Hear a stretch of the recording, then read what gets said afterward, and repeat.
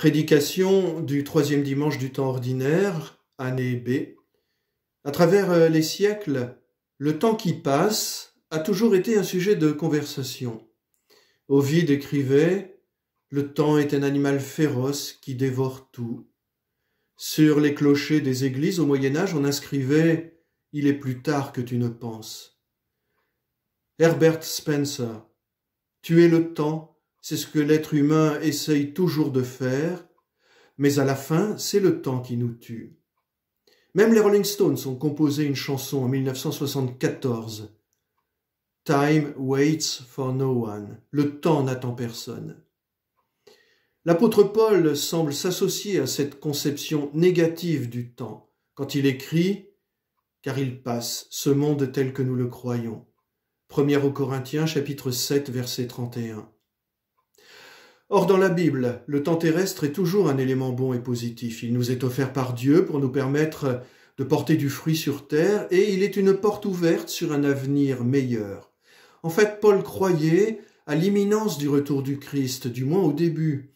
Il invite donc les Corinthiens à la conversion, pas seulement une conversion morale, mais aussi une conversion théologale.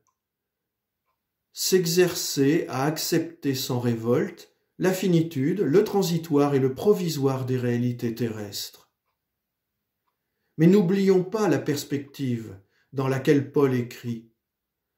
Il passe ce monde tel que nous le voyons.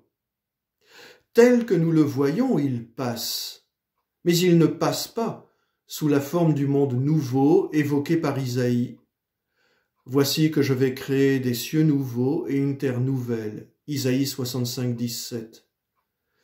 Il ne s'agit donc pas de voir dans les réalités terrestres des choses dont on doit se débarrasser soit au nom du néant, soit au nom du royaume. Alors, évitons les réactions qui ne sont pas le vrai détachement chrétien. Évitons par exemple le défaitisme. À quoi bon puisque toute vie doit finir ? À quoi bon pour telle personne avoir lutté contre la maladie ? À quoi bon avoir prié pour elle, puisque c'est la mort qui a gagné ? Évitons ce défaitisme. Et quand on croit en l'éternité, évitons le mépris. Peu importe les réalités terrestres, puisqu'on est fait pour le royaume. Évitons ce mépris.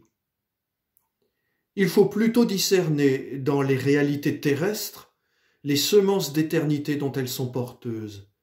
Dans les réalités terrestres, quelque chose va être rendu éternel. La lutte de cette personne dans sa maladie n'a pas été du combat totalement inutile. Cette force terrestre est en elle dans le royaume.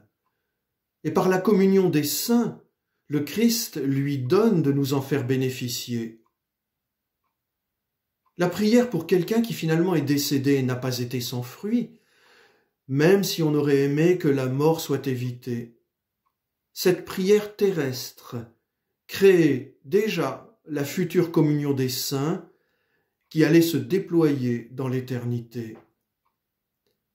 Regardons le monde dans une vigilance authentiquement chrétienne, en nous posant la question émerveillée, qu'est-ce que le Christ va éterniser de telle ou telle situation ? Cela nous attache au monde terrestre et nous y fait vivre aussi comme si nous n'y étions plus tout à fait. C'est l'esprit de la deuxième lecture. Amen.